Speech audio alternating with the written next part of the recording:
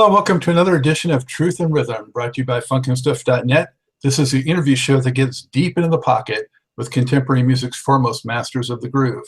Available in video format at funkandstuff.net and on YouTube. Truth and Rhythm can now also be enjoyed on the go in its audio podcast edition from funkandstuff.net, iTunes, and other leading providers. I'm your host, Scott Dr. GX Goldfine, musicologist and author of Everything is on the One, the First Guide to Funk. Got to get your copy if you don't have one yet. Whether you're listening or watching, I thank you so much for your continued support and interest in keeping this music alive. And tuning in today, you're going to get rewarded because my guest is keyboardist Morris Hayes, a central member of Prince's Camp and New Power Generation Band for more than 20 years between 1989 and 2012. He has the distinction as serving the longest tenure in the NPG, and I believe the longest tenure of any Prince band member, I think beating out both Dr. Fink of the Revolution and sax player Eric Leeds. Besides contributing amazing keyboard parts in both studio and stage, Morris was associated with Prince during several pivotal periods and events in his personal and professional life. That time frame includes Prince's high-profile feud with Warner Brothers, where he changed his name to a symbol and wrote slave on his face, opening up Glam Slam nightclubs, his marriage, loss of child and separation from NPG member Maite Garcia, his change in faith and renouncement of profanity, and experimentations with music clubs and album releases and distribution. Musically, the period included albums such as Come, The Gold Experience, Emancipation, Raven to the Joy Fantastic, The Rainbow Children, 3121, Lotus Flower, and MPL Sound, Planet Earth in 2010 under Prince's name, and then also Exodus and New Power Soul under the New Power Generation name. As a devout fan since hearing Soft and Wet in 1978 and having attended dozens of live performances, for my money, none of Prince's bands surpassed the funk power of the 1994 to 1996 lineup of the man on guitar, Sonny T on bass, Michael Bland on drums, Tommy Barbarella on keyboards, and none other than Mr. Hayes, Morris that is, on those keys, playing them to death. So with all that, Morris, turn to you. How are you? Fantastic, man. Thanks for having me on, man. Hey, so appreciate it. So I understand you're coming from your home neck of the woods, Arkansas today. Yeah, man. I'm back in my hometown. You know where it all started, and it's pretty cool. I don't get here very often, and I'm going to try to work on that. But it's good to be back home. You know. Yeah. Good to hear. So, I'm all decked out for today. I got the NPG shirt, and I think you'll recognize someone right there. Yeah, I saw that. That's this T-shirt where they caught me sleeping on my keyboard, man, and then made a T-shirt out of it. That's really Got to put some Z's on there. Exactly. And then I had to show you this. Oh man, that's dope, son. Yeah, that was my wife, Jill. That she had that when we were in California about 10 years ago. Because our son was named after NPG. It's Nathan Parker Goldfine. Wow, that's crazy. That's dope, man. I like that. So I should wear it around my neck with this, right? I know, get you a nice chain and drop that around your neck, dude. That's cool. Exactly. All right. Very cool. Well, so glad to have you aboard. And, if you're good to go, I'd like to get into some questions. Absolutely, man. Cool. So, speaking of Arkansas, Morris, tell me about your upbringing a little bit and how and when did you get into music? Well, it's interesting, man. Around my house, my mom had a piano since we were like small kids and everything, and she was more of a singer, but she always wanted to learn how to play. But the piano was there, and then eventually, I started playing a little bit at church. That's where it kind of all started. Just playing at church, and so. As time went on, I played a little bit and it wasn't that good and everything, but church is like, it's not about how good you are, it's just you're willing to be able to participate. And so, everybody's like, oh, that's okay, baby, that's all right, and that was pretty terrible. But of course, as time went on, you hopefully anything you do enough, you start getting better at it. And I just started working with better musicians and people who, at my church there. And then when I got to college, other people who were, more formidable musicians, that started to kind of help me find my way. So did you ever have any formal lessons or training, or it was all that stuff you picked up? It's funny. I took lessons for about seemed like a couple months or something, and I remember I just wasn't super interested in it, and I remember just memorizing what the teacher would show me. Like she'd show me the lesson, they give you the lesson, and then you take that week, and then you come back the next, whatever, a week later and play it. I just would memorize it when she played it, and then just come back and play it. And she finally, after about a few weeks, she figured it out. She said, "I think you're memorizing the songs, and you're just playing it from memory."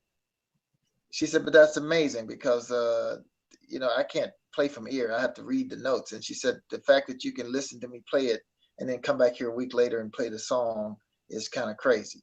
But she figured it out. And so, I was kind of more into sports. I wanted to play basketball. And so, I was like, music is kind of secondary or tertiary. I wasn't really super interested in that.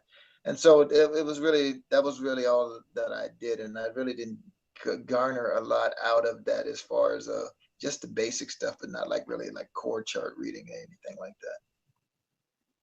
So when did music kind of become central from basketball and everything else? And, when did you kind of get, your own really nice instrument and get rolling with that? Well, I would have to say I think where it really got where I was like, yeah, I think I could do this is where I was in college in 1981, and we had had a little college band. A lot of the guys have gone on to be singers in Tower Power, a group called the Mac Band in the '80s. That was a big thing for LA and Babyface, and one of the other guys was one of the background singers for the Fabulous Thunderbirds, and just like everybody ended up going on doing some bigger stuff. But I think when it really turned the corner is, when we were in that college band, we had a keyboard player in the band named Shelby Henry. He was he was the cat. He was the good player, and I was in the band because I had some equipment, and I was, it was just a cool factor for me. But he ended up having to leave, and he was the principal keyboard player, and so they were like, we had a fundraiser coming up that Bill Clinton was running for governor, and we had this fundraiser that he was doing, and our band was playing at the fundraiser, and they're like, "Well, dude, you got to learn the parts, or you're gonna look crazy because you're the keyboard player now, and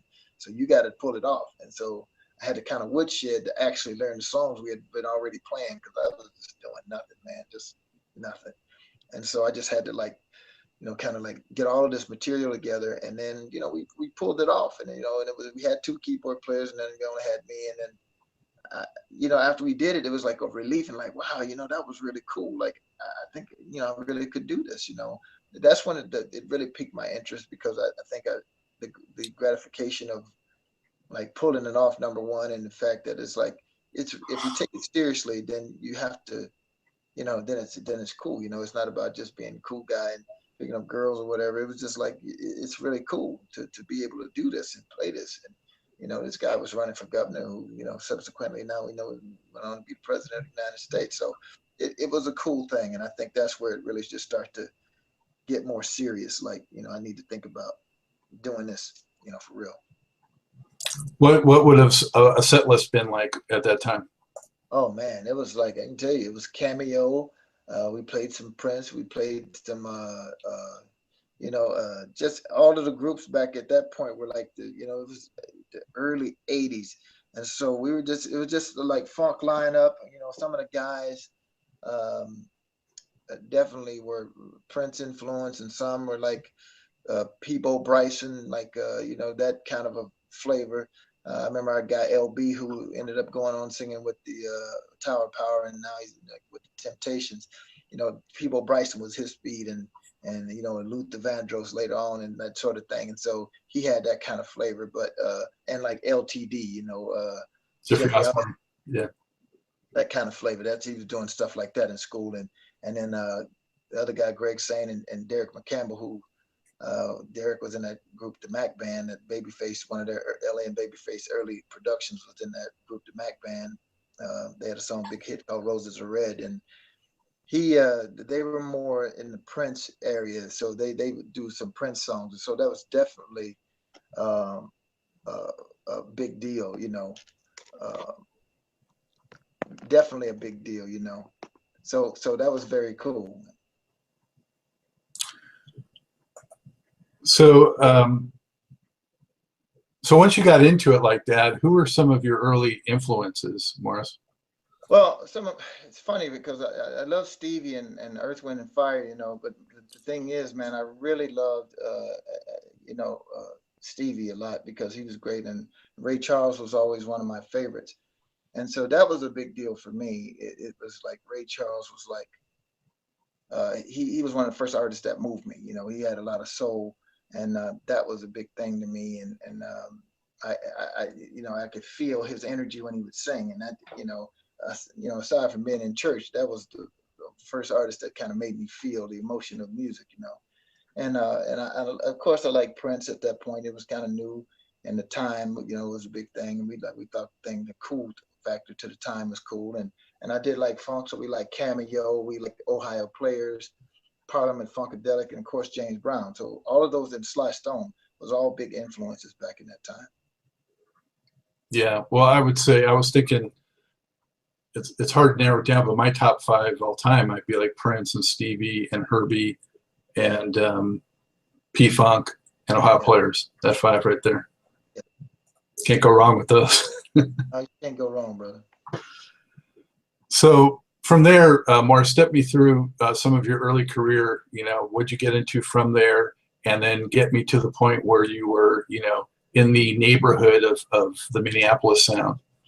Well, I mean, the thing is, once I got through the college years, man, well, at least the early college part of it with that band, I ended up transferring to Chicago. But while I was playing at church in like 1979, I went to this other church in Tennessee, and my aunt, who's my mom's sister, went to this church called Fellowship, and it was a kind of a big a big church, and so it was like, for me, that was a big deal because I was able to meet this minister that was at the church, and I remember going up to him and said, "Hey, my aunt sings in your church, and I'm going to go to school up there, and I'm going to come and to your church." And he said, "Well, young man, you come on." And a couple years later, I ended up going, and he remembered me. It was crazy because I went and sat on the seat. They call you up to say, we want to know who wants to join church, whatnot. I sat on the bench, and then he said, "Hey, this is the young man I met down in Tennessee," and he said he was going to come here. And he turned around to his musicians, which are some of the best in Chicago, and he said, "I want y'all to take him." And he's a good young man, and he's a good player, whatever. And he said, "I want y'all to take him and take him, and he's going to be on the music staff." And that really, I mean, they were the best in Chicago, and I think being under their tutelage from some of those guys, everybody in Chicago knew who those guys were. Mickey and Mike and everybody, and Ralph, the Reverend Son, was just super cool, and just really kind of got me on the synthesis and Fender Rhodes kind of thing, because everybody was fighting over the piano and organ, and so that kind of took me down the synthesis road because nobody wanted to be in that lane, and I was trying to find a space, and that's what kind of got me on the synth space, and that turned the corner for me. So that was really big, and then from that point, being around some of those church gospel artists and gospel musicians, some of the biggest in the game came to our church, and so I just got a chance to play with like the Hawkins and the Winans and like all of the big artists of the gospel time, and then work with those musicians, and I think that just elevated my game. And then later on, I'd say in the early to mid '80s, I ended up getting called by some of my guys from my frat brother from college down in Memphis, saying they had a deal with Motown pending, and they wanted me to come and do some showcase stuff, and I had to make a decision to like move to Memphis and work with this band called Fingerprint, and that really opened the door to where I am now, because that was the band that the Revolution saw when they came to town and came up after the show. It was like, we see a lot of guys play the music, and you guys play like we do. You sound like the record, and so that's what formed that relationship right there. So that was really incredible, man. How that all happened, and that turned the corner because getting with those guys, they were very much interested in not being the best local band. They wanted to beat up on Prince. They wanted to beat up on Michael Jackson. So their whole thing was like, we want to be at the top of the game. And so just being with them meant I had to listen to the music and really start learning parts and like try to make the sounds like it was on the records with the synthesizers that we had. So you had to kind of really get into programming and tweaking to get the sound right, so that it was almost a perfect replication of the record. And that was a big deal for them. And I think that's what opened me up. All of those musicians, I mean, they hated me at first because I was a church player and I didn't know any of the secular songs. And they like, God, man, you don't know none of the records, man. This sucks. You know, they didn't want to deal with me, but it ended up working out, man. So it turned out cool. And so, from what I read, you first were around that scene. You had an appearance with George's band and Graffiti Bridge, is that right? And then you were part of Maserati? Yeah, so to further on with that scenario, what happened is when we worked that band Fingerprint, we ended up going and doing a demo with Brown Mark, who was the bassist for the Revolution, and that kind of got our Minneapolis connection. So we were kind of going back and forth to Minneapolis, kind of working with him and with the management, a guy named Craig Rice, who managed Prince during the Purple Rain era, road managing and ran the facility there at Paisley Park. And so we ended up just going back and forth, you know, kind of doing that. And in the meantime, we started a new band called Business and moved to Austin, Texas, which was like the mecca for musicians doing stuff. I mean, that was like music mecca for us. And so it was a very cool situation. And we just decided that, man, we're going to stay in Texas. And so we ended up opening for Maserati in a few different spots. We opened for them in Memphis. We opened for them in San Antonio, and kind of like established that relationship. And then I remember getting a call from Craig, who was managing them as well, saying, we want to audition and we want you to come to Minneapolis and audition for Maserati. And I did it, and then I got in, and then we started doing some stuff there. And one thing led to the other. I ended up working with Mark Brown, and Mark was shooting a video. He wanted me to be in his band for his record that he had on Motown. And we shot a video in Paisley Park, and Prince was kind of like hanging out. And he had seen me around a little bit, kind of hanging out with Mark and those guys. And he see me hanging out. And so his whole thing was to just like check it out and really figure out, can I play like this? I mean, because you're shooting a video, you don't know who's actually can play and who actually cannot. So it's just that kind of a vibe. So it was really, you know, interest in that way. And so he finally, I got a chance because Levi, who was working on some other stuff with Prince during the movie, Graffiti Bridge they were shooting, needed some session parts done. He threw me a bone and got me on a session. And I ended up playing on this stuff for the time. And I had been like kind of working at the studio at this point for a bit. And, you know, Prince never really even said anything to me. So, so you're talking about Maserati and that whole situation and how you got noticed for Graffiti Bridge, and take it from there. Yeah. So, and doing the session at the time with the song I was doing for Graffiti Bridge, that kind of brought the attention of Prince. He heard the track, and so did Alan Leeds, who was running the label at the time. And I got this big compliment. It's funny because I was in the studio, and I used to hang out a lot. It's in the studio with the guys who were producing, and you know, Prince never would say anything. And this particular day, he said to me, "That's a nice solo you did." And I kind of looked at him, and because he never said anything to me before, and I just kind of looked, and I kind of looked around like, "You talking to me?" And he's like, "Yeah, you did the solo, right?" And I'm like, "Yeah." And he's like, "Oh yeah, well, I'm talking to you." And I was like, "Wow, okay." And so that was like, I was like, that was weird because, you know, I've been in here for days and months or whatever, he didn't say anything, and then all of a sudden, and that just kind of like turned the corner, I think, with him, because he's like, okay, he's a real player, he can play, and you know, it's all good, you know, he's the cat. So it was really cool to kind of make that transition from being the guy with the walkie-talkie driving the van around to now, you know, I get looked at like a musician. And so from that point, it really morphed into like, I had this band with this guy, Greg, who was the same guy from Memphis, who also was in Maserati, who came up and was one of the lead singers. And we formed a group called G Sharp and the Edge. And we were playing at Prince's Club, the Glam Slam. We were like the house band. which is when he decided to take that band and make us Carmen Electra's band to go on tour with them for Diamonds and Pearls as the opening act. And that really is what sealed the deal as far as my different connections to get to the Prince camp. That was the end for me because, you know, Carmen was telling me like, oh man, he likes you. He just like thinks you're like pretty good. You like, you know, you do all this programming and stuff, blah, blah, blah. And I'm like, get out of here, you know? And she's like, no, I'm telling you, he says he's going to get you in his band. And then Maite would tell me the same thing. And sure enough, I remember at the end of the tour, we were in London we were doing like, like 8 shows at like,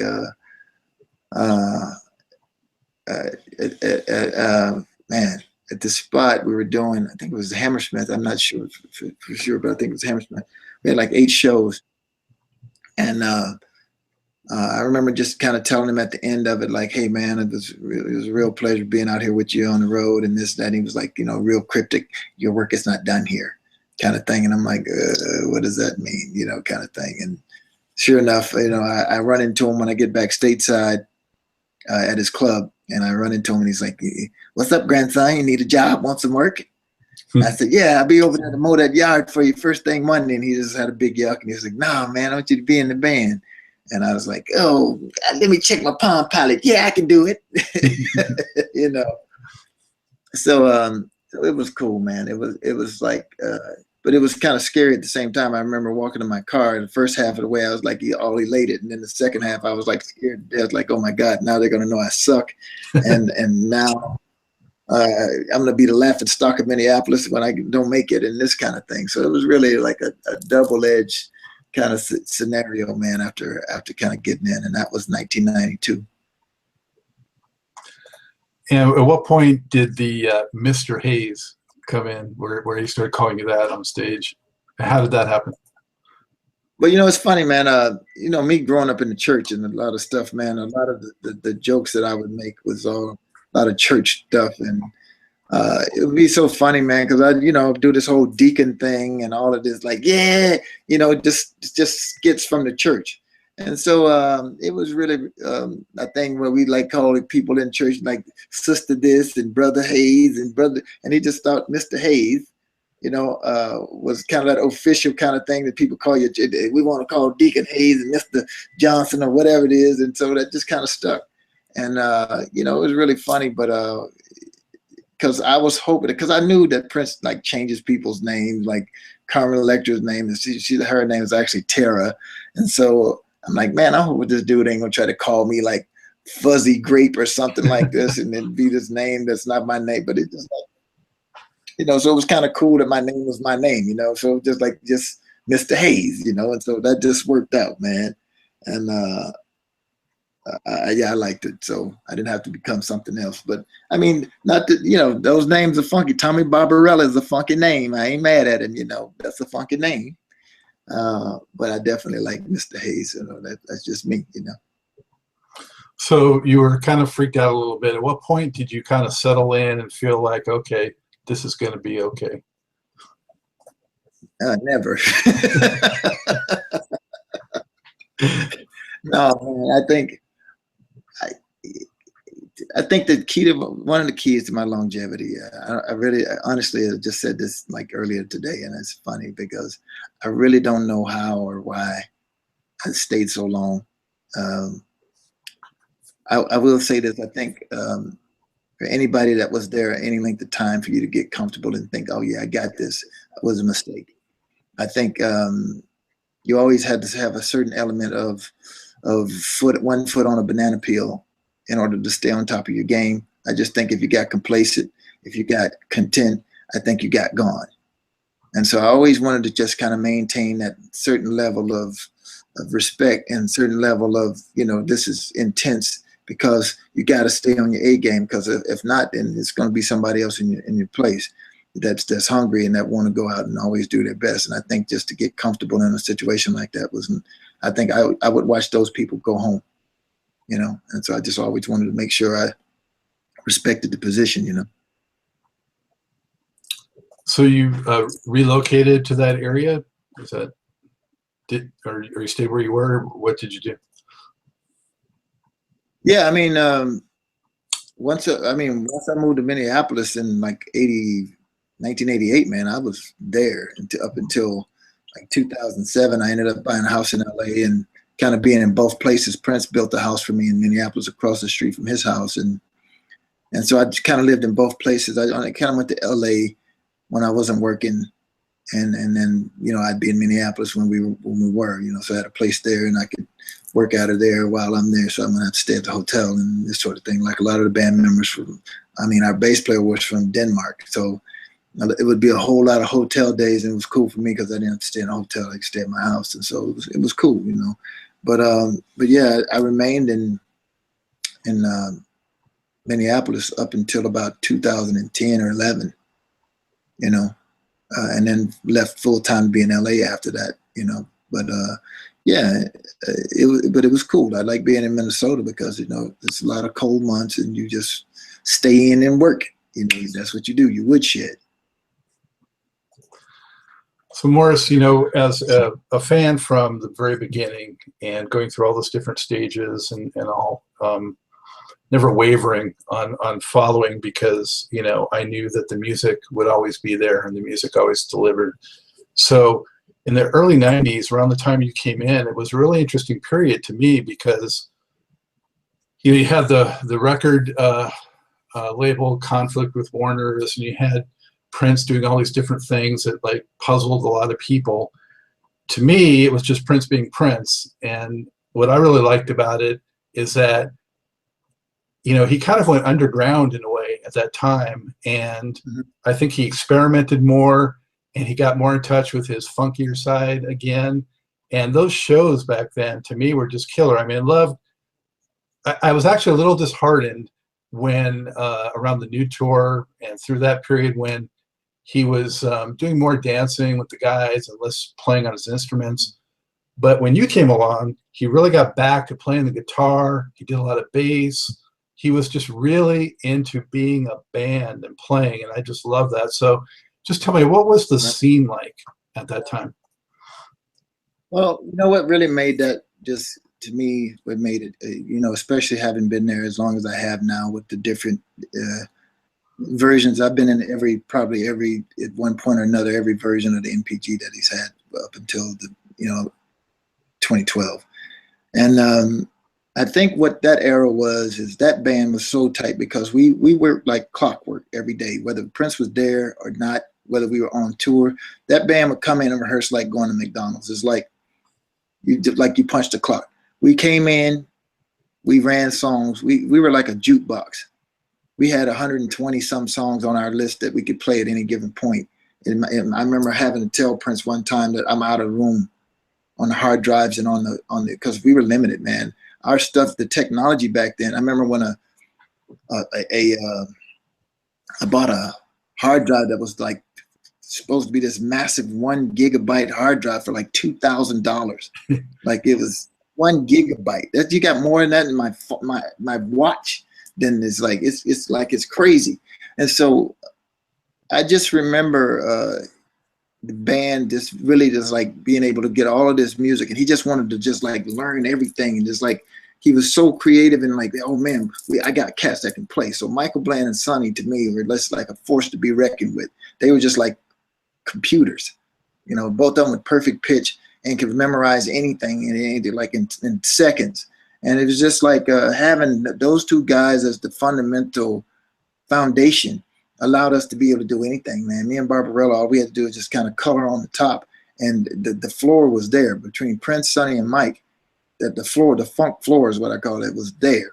And it was just like all we had to do was embellish on that, man. And then just the band was so tight because we played all the time. I remember how we recorded the record Exodus came from a situation where I went in the sound stage and Michael Tony was just like hitting chops and licks trying to trick each other. Yeah, man, that's it. Trying to trick each other like in the like missing so they do and then just trying to shake each other. And they really couldn't do it. They're looking at each other and I'm just sitting there going like, this is like crazy. And Prince walks in. I'm just kind of watching the situation. I'm standing on the floor, they're on stage. Prince walks in and he goes like, what's happening? And I'm like, dude, I said, Mike and Sonny are trying to trick each other like in the missing notes, man. They're just, I said, man, these dudes could cut a record like this, man. I said, this is crazy. He turns around. There was a phone on the wall right by the door when you walk in the sound stage. He says, well, then let's make a record. So he turns around and he calls, I think, Ray Hanfeld, who was one of our engineers, and he gets on the phone and goes, Ray, put some tape up in Studio A, call Magoo and all of them, have them move the gear into Studio A, and we're going to record a record. Just like that. And then bodies start moving. People start moving and they come in and they get the gear and you break all of this stuff down, which is a task in itself. And he just make a call and then people start running and just start doing stuff. And so they just moved everything in Studio A. And then we proceed to make, like, in one day, he just called 8 songs. Like, we did 8 songs and he just called changes. We made it up on the spot, most of that record. Wow. Billy Jack Bitch, like everything was all just calling changes and calling solos and then just picking a key, give Michael a beat, give Sonny a bass line or him play the line, and we just do it, or him, and then him just call changes and call solos. All right. And so the outtakes of that alone is worth his weight in gold, because it's him just directing on the spot, and then probably post production another couple months to like do vocals and lyrics over top of everything, and then added a couple other songs like Cherry Cherry that was on there that we didn't cut. It's like him in the studio with Kirk, and so it was crazy, man, because it was all spontaneous, and it just came out of just Mike and Sonny just grooving and just doing stuff. And then I'm like, yeah, dude, we should cut a record. He said, yeah, we should cut a record, and then turn around to the phone and then call somebody, and then wham, just like that, it's done. It was crazy. That's the kind of creative level he was on, and that he could do. And he could do that at any given point. I mean, we did other stuff like that where he just went in the studio just on a whim and just make some of the craziest stuff ever. So I think that band was super rehearsed and super tight, and we just knew each other. And I think that's what made that one of the great bands, is just the level of camaraderie between the musicians and the tightness, because we were always together, we were always playing. And so when we went to do something, man, it's like you could see inside of Michael's head, you could see inside of Tommy's head, and just kind of know where we were going with it, And Prince was such a good band leader, we just followed the leader, Yeah, the camaraderie, I mean, that's too what came through. I mean, you guys are just, like you're saying, kind of ESP or something, and the way you were connected. And it was just the vibe, the whole vibe too, was like it had an edge. I thought he got an edge back that he had lost a little bit. And just the look too, with that gold cymbal guitar, and Maite up there doing her thing. And then it was cool because it really, for us, man, it was like almost like a return to P-Funk, man. But what I liked about that era, we had no fear. Like, we would wear anything, man. We put on the loudest colors we could find, the shiniest fabric, whatever. Well, I had clothes that was like velvet. I had a green velvet suit, a red velvet suit with a red velvet hat. We were just like, I remember Prince basically, the concept was like Superman Clark Kent kind of concept. It was like, he was like, think about it, man. I mean, he used to like for us to look like rock stars, because sometimes, man, we'd just be like, come with some jeans or something on. He hated that, man. Hates jeans and t-shirt kind of thing. So he's like, y'all are rock stars, man. You should look like it. And he said, like, think about it. You don't see Clark Kent going to save the damsel in distress or kill the monster in his Clark Kent clothes. He put on his Superman suit. It's his working, it's his uniform. He said, so when we put on these clothes, man, like, you see George Clinton band, one of them had a wedding dress on, one of them had a diaper on. Gary Scheider had a diaper. I mean, it's like, that's crazy. You don't forget that image. You go to a show and you see a dude in a diaper, that's like, damn, boom. It's like, that's crazy. And so you had all of these characters that were bigger than life, and he wanted us bigger than life, because he said, we have to match the sound. We got a sound that's bigger than life. We're going to look like that. It's entertainment. It's like we want to just give people this total experience in terms of look, in terms of sound, and in terms of content. That was a big thing for him. It's like, we got to like close the deal on all cylinders. Everything's got to be hit. And so I think that was a big thing. And at that era, man, there was no limitations. Like, man, we had Versace making us stuff. We had stuff coming from everywhere, and it was like loud and proud. We was like crazy with it, and I really dug that, man. For me, it was just like, it was very. I felt like I was in the rock and roll business. You know, that was one of the cool things about doing this. Like, we had all of this crazy stuff, and we could do that, and you didn't feel crazy about looking like that. You didn't feel crazy about dressing like that, because it's like, we're rock stars, man. It's excitement. It's all about the show business. It's funny too, because, or ironic, because, you know, the general public and even like, you know, kind of the casual, what I call casual, like Purple Rain kind of fans, they were like, you know, where is Prince? You know, we're not hearing Prince much. Is he doing anything? I'm like, man, you have no idea. He is doing some serious stuff. You know, you're just not getting exposed to it right now, but he is not stopping. He's got pedal to the metal. But it was, you know, kind of, like I said, a little underground. And where did he come up with that Tora Tora name and character? Was that just something in spur of the moment?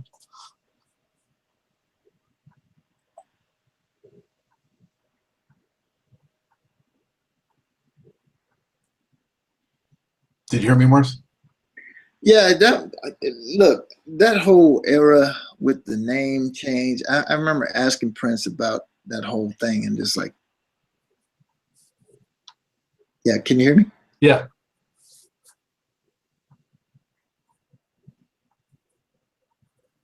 Okay, so that whole era with the no name Tora Tora kind of era, I remember kind of like what I heard about the whole name change on television. You know, I'm going in every day, and we're working, and Prince is down in I don't know if he was San Juan. I think he was in um, you know, where Maite is from. He was down in Puerto Rico, and and we heard this on the news, like Prince has changed his name to this unpronounceable symbol, and all of this, and I'm like, what? So he gets back, and I'm like, bro, like, what's the deal with this name change thing, man? We're like, what's up with that? And he's like, well, you know, I was sitting, I'm looking out on the water, and it's like, you know, God was telling me that I'm not this person, I'm this, and it just really came to understand that this symbol encompasses me, and you know, I'm kind of like, dude, I'm scratching my head, like, I don't know what you're talking about. This is kind of like, this is crazy to me, but he just was like, this is, you know, this really embodies who I am, and I don't expect a lot of people to understand it.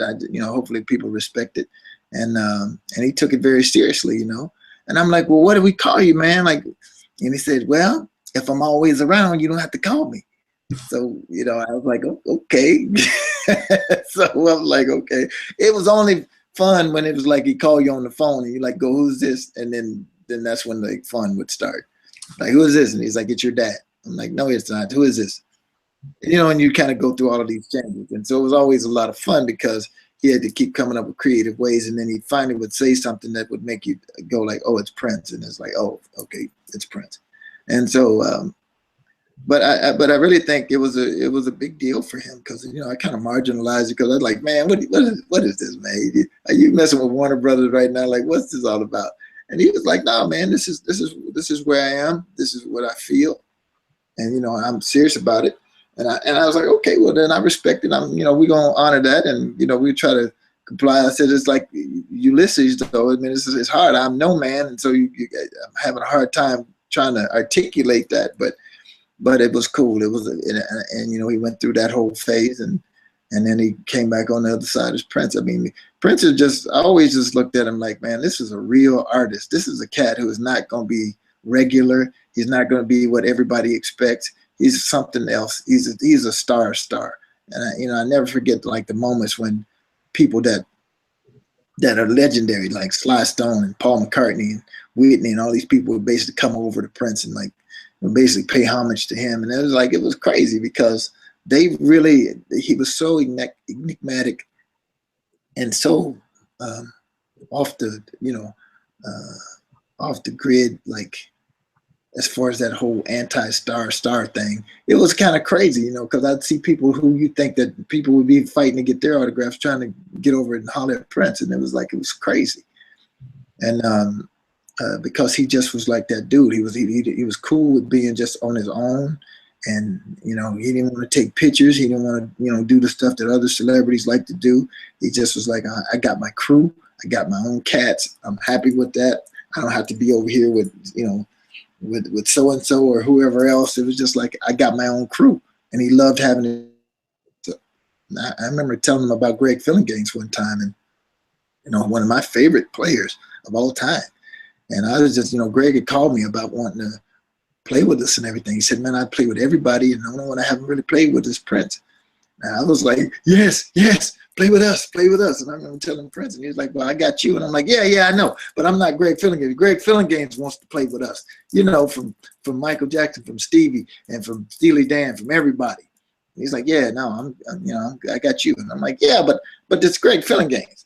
You know, and he was like, I got my own crew. I like my own cats.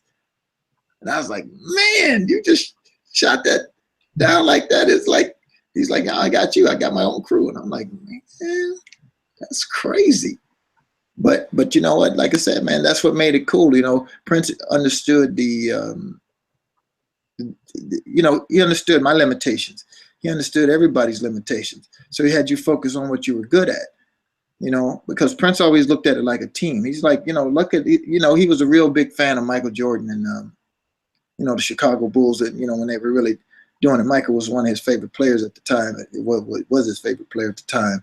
And I remember him kind of telling me about how the NPG was in terms of, like, you know, like, look at the Chicago Bulls. You can have Michael Jordan on one day shoot a 60-point game, or, you know, a 80-point game or something like that, and they still lose the game because they weren't playing like a team. He said, Morris, you have to be like Dennis. You get the rebound. I'll shoot the three. You know, it's like all of those things. He looked at it like a team situation, and it's like, no, we're gonna you do this, I'll do this, and then we all just, you know, got our part to play in this situation. And so that was a big deal for him, is to play like a team, because he said even in the NBA, you can't win a championship with just one dude that's at the top of his game. Everybody has to step up and hold their own. And I think that's what he always looked at. You may not be the best soloist, more. Let Tommy take it. And you may not be this. Let that, you know, you just do the thing that you do. We're going to all lock it in, and then we're going to have a thing. And that's what really made, I think, what really made that vibe like dope, because, you know, we had a cat that could cover this. I knew electronics. I knew how to make sounds and stuff, move around and crazy stuff. So he just worked on everybody's strength and then played off of everybody's strength and not their weaknesses, and then just strengthen those things up, even just to try to get you to improve where you were lacking. But he just always would use your strength. And I think that was one of the big things about what made him a great band leader. I was going to ask you, Morris, about the keyboard, since you had two guys, you know, you and Barbarella, how you decided how to kind of divvy up those responsibilities. And I know you were heavy on the organ. I don't know if that was, you know, your choice, or Prince directed you that way, or how was that figured out? Yeah, I think that was the church background. He's kind of feeling that at the time. You know, he knew I was from a church background, and I remember when I first started doing the thing with Carmen, I had only like these two keyboards, and I remember Prince coming to some of the rehearsals, and I recall him like asking me, like, after one of the rehearsals, they're like, dude, like, how are you getting all of this sound? You got only two keyboards. Like, my guys have got like racks and racks of stuff, and he said, your stuff is like fat, just coming right out of the out of your two keyboards. Like, how are you doing that? And I'm like, well, you know, man, that's all I got. So I have to really know them really well, and then I have to just kind of program them to get what I need to get. But I wasn't distracted, because when you got a whole lot of stuff, you really don't master any one of them. You just use this one for a piece, but when it's only, you got only two or whatever, you get inside of them, you know what they can do, you know how fast it can go, you know all the limitations. And so that's what I really had. And he actually wanted me to be a programmer for Tommy. He wanted me to like come in and like help them with sounds and stuff like that. And I just decided I didn't really want to be a programmer. I wanted to be a player, and I just kind of turned that down. But that was one of the things. And I think that whole church side, he just said, okay, you've played organ at church, we're going to add an organ into the setup. He never really had, I think maybe in Bonnie's time, Bonnie Borey maybe had an organ type of scenario. But he just thought that was a good time to kind of bring that piece in. And so a lot of times with, unless Tommy already played an organ part like he did on Sexy enough, I just let him take anything that he played on previous records, like on the Diamonds and Pearls thing, but anything subsequent to that, when we made the records, when we recorded like the Come record and Gold Experience, I played all the organ parts on those records, you know, with the exception like Ricky Peterson and whatever Prince might do. Exactly. So so then the parts would break down easily on anything subsequent that we would do, because whatever we played on the record, we would play live. We just, you know, just kind of play the part that we did when we created the music, and then we just kind of keep it going from there. But anything retro to that, then we just figure like, I got this sound, I got organ, so I can cover that, and you can cover this, and then we kind of like, after a while, it became second nature. We just knew that. You know, that falls into Tommy's category. I got some vocal samples to play or a guitar riff to play, and we kind of divvy those up. So Tommy would play the horn samples or some Claire Fisher type stuff that was the string arrangement, because Prince liked those to sound like the record. So we would take the Claire Fisher stuff, chop it up, put it in a sampler, and then just like hit it on a key in real time. We didn't like playing the sequencers. So everything we did, we had to do in real time, which made it real crazy. A lot of people thought that's the nuttiest thing I've ever seen. A lot of people thought we were playing the tracks, and we never played the tracks. We only played samples of stuff that was like recorded parts. Like sometimes, because Prince was not the only guitar player, he wanted, and on some of the records, there would be 2, maybe even 3 guitar parts. And he wanted to hear his own part. And he also wanted to hear his own background vocals, because the way he sang them, nobody could sing them like that. And so I would chop those up and put them on the key, and then just, it was painstaking, man. We had to rehearse, and especially when we had to rehearse without him, because you didn't have a lead vocal as a guide, and some of those vocals coming in the most weirdest places, and you had to memorize or write down wherever that came in so you could play it whether he was there or not. Mm. So that was bananas. It was like crazy, man, and it was a lot of work. There was a lot of mistakes. But when it was on, man, it was like people. I remember him having Lenny Kravitz came over one night, just hanging out, and I was there. It's me and Prince and Lenny, and he said, Morris, just play your parts on this one song. And I played my parts, and it was like this whole orchestrated thing. And Lenny was like, that is the nuttiest thing I've. He said, how are you doing that? And Prince said, ancient Chinese secret. You know, he just kind of told him that. But it was like all of these crazy parts that was like just one cat was playing, and it was just like, when you put that into what Michael Bland was playing with his drum loop, he turned on a 2 or 4 bar loop that just kind of kept the tempo, so that whenever I hit a sample, I know that the tempo, as long as I hit it in time, boom, you know, that loop was the timing that just kept everything locked. But Michael Bland was so good that even on songs like Shush, where there was no loop, that we got so good with timing and tempo that we could tell how quick or slow anything was from the instant we started playing it, and he could make a correction so minutely that you wouldn't even notice that it was corrected. It was just amazing. It was just like you said, it was second nature. It's just like reading minds, and it was crazy. And I remember having a friend of mine who played with Janet at the time. You know, this cat DOA, who was a good buddy of mine who played with me in the time, and I remember him coming and kind of seeing me working on chopping these things up and then playing them and putting them in. And he's like, is that what you guys do? Like, that's the craziest thing I've ever seen. He's like, well, better you than me, man. That's crazy. And I had one of my friends that played with Michael say the same thing. He's like, they actually tried it. And he said, man, we couldn't do it with any consistency. Like, we had Greg try it. We had like this cat try it. We had a drummer try to trigger it, and we couldn't get it to be consistent. And I would tell him, I'd say, well, when I first started, it wasn't consistent, but he beat up on me enough till I got it down, and it became this technique.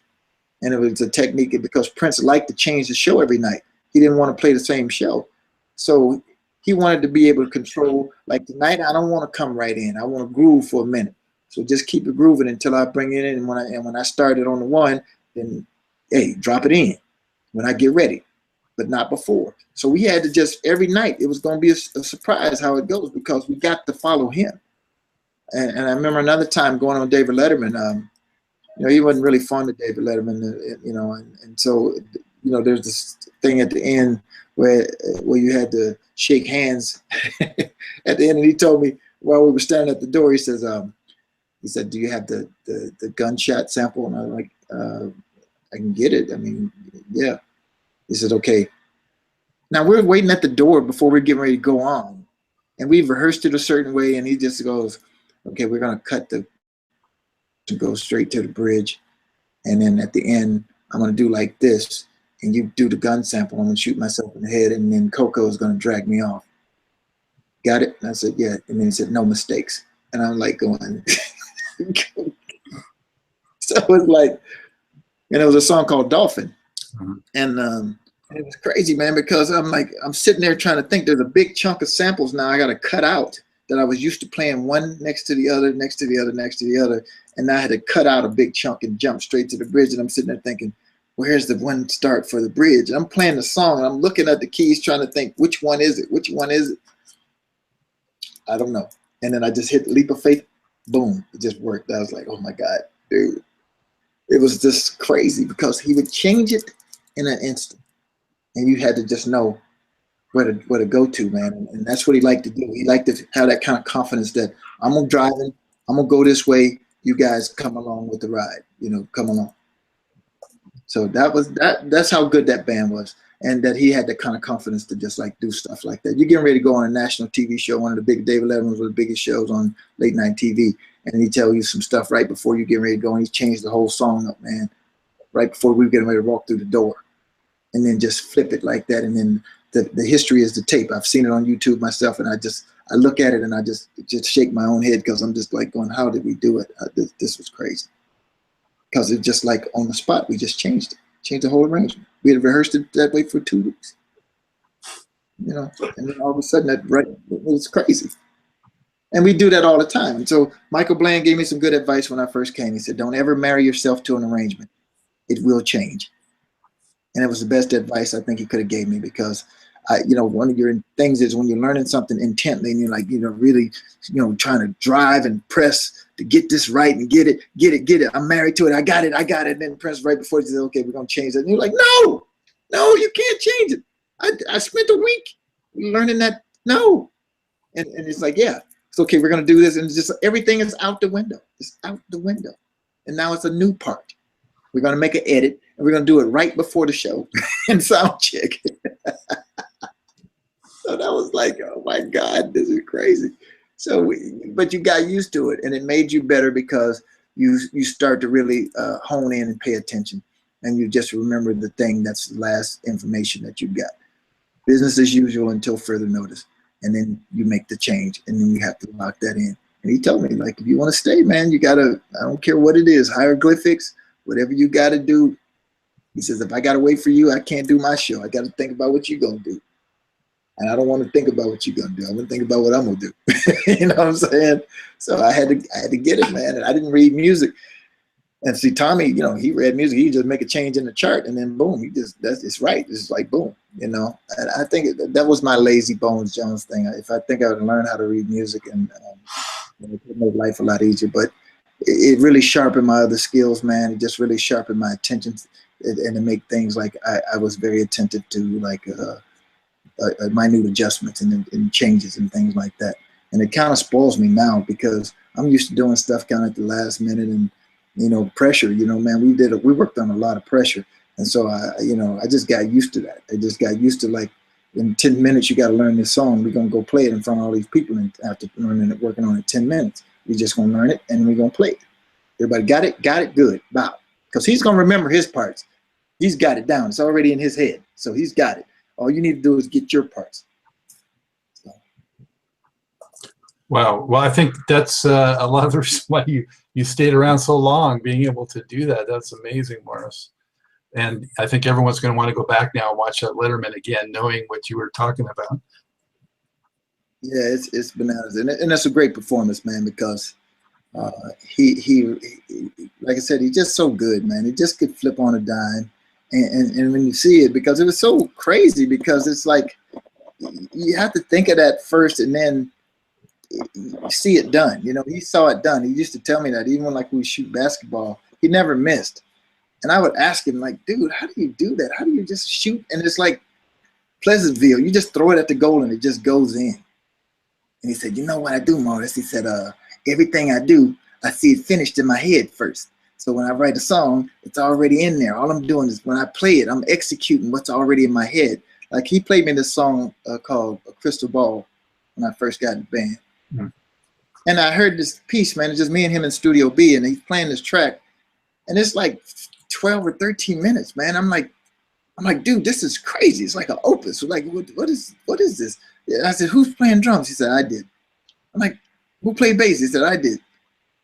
I'm like, but it's like 10 minutes long, and the music is moving, the tempo changes, everything is changing. Only thing he didn't play was like what Claire Fisher stuff he arranged. And I'm like, this is crazy. I'm like, how do you? It's 10. So okay, so I'm saying, so you started, you just played 10 minutes of drum, to 15 minutes worth of drums, just pow, ping, pow, and then I'm gonna change the beat up, and then I'm gonna. I like, that's so random. How can you do that? And he says, I see it done in my head. So all I'm doing now is executing. So I did the drums, knowing where the changes are going to come up at. So when I play the bass, I already know when the drums change, I'm doing this on the bass. Now I'm going to go back and do the keys. Now I'm going to go back and do my guitar. And he knows where everything lays out in the course of 15 minutes. That's like Mozart. That's like crazy. Which, by the way, was one of his favorite movies, was Amadeus. And there was a scene in there where when Amadeus was walking in, and they had already composed this little piece that the king was playing, and as he was walking in, you know, they were playing this piece, and they asked him. He said, "Yeah." He said, "What do you think about the piece?" He said, "It was nice." And he said, "Would you mind playing it?" And he said, "Yeah, I already memorized it. I already got it." And it's like, "You just heard it, just with two. You just heard a little bit." He said, "Yeah." And he went in, and he just played it. He said, "I think it kind of went a little like this. This is what I think you meant." And that was Prince's favorite scene, because that was what he would do. He said, "This is what I think you meant," and then just kill it. You know, and I was like, okay, I completely get Amadeus now. I completely get why that's his favorite movie, because he basically was seeing himself. That's what he saw, I think, in Mozart, is that he could do the same thing. And I was just like, how? This is crazy. And he said, yeah, because he said, when I shoot a basket, when I do anything I do, I see it done first, and then I execute it. So it's like, it's not like it's just like execution at that point. So when he gets on the stage, man, this dude can kill, because he already sees a searing solo. It's done in his head. He already seen it. That's why even when he made a mistake, he could repeat it. And then it was like it wasn't a mistake, because that's his biggest piece of advice for me, and I still struggle with it, was it ain't a mistake until you stop, Morris. It's not a mistake until you stop. You know? And I tell musicians that all the time now. Don't, you know, when people notice there's something going wrong, is when you're looking at your instrument, or you're looking at something and they go, oh, look, the keyboard player's having a problem. Look, he's got something going wrong over there. He's looking at his equipment. I had a keyboard melt down on me one night, and it was one of the old Oberheims that he used to love, because he did all those records with it. But it was just a hard piece, because they didn't make parts, and it just was really hinky. But he liked the sound of it, and I took this thing, and it just died, and it just made a death sound, like, and I'm just like, it just did it on its own. I wasn't touching it or anything. I just was playing my parts, and all of a sudden it decided, I'm gonna die now, and it made this hideous death noise. And I looked at it like, what the hell? And Prince just looked back at me, and he threw a towel at me. He had a towel, and he just threw it at me on the stage. And I got, you know, after the show was over, he's like, Morris, what happened? I'm like, well, the keyboard, it just died. It just, like, it was just over there, and it just decided now is the time to die, and it just made a sound. And I ended up pulling the fader down on the mixer just so it would stop. And he said, Morris, whenever that happens, throw it on the ground, break it. At least it's a part of the show now. If you stand there and look at it like a deer in the headlights, and people are going like, you're a distraction now. And it's like, he's in trouble. He said, but if you take it and throw it on the ground, now it's a show, and I'll get you a new one. I'll get you another one. But don't wreck the show, like looking like what's happening. And it's like, now you're distracting. Now you're taking, all the eyes have gone over to you and your problem. He said, make it a show. Throw it on the ground. Set it on fire. Stomp on it. Bust it up, and I'll get you a new one. Because now it's showbiz. It's rock and roll. And I was like, oh, man. You know, next time anything like that happens, I'll be like, I'm going to throw it on the ground and blow it up. And then it's like, now you'll be on the YouTube doing a rock and roll moment. You broke your instrument like Pete Townsend. See how Pete broke up a gang of guitars. Look good too, you know? So it's like rock and roll at that point. It's not a mistake. So you stop and look at it, and now you're like in trouble. You know, so that was just brilliant advice, man. And I tell all the musicians, like, maybe you can't afford to just bust your keyboard up, but the bottom line is, the principle is just always keep it moving. Keep it. It ain't a mistake until you stop.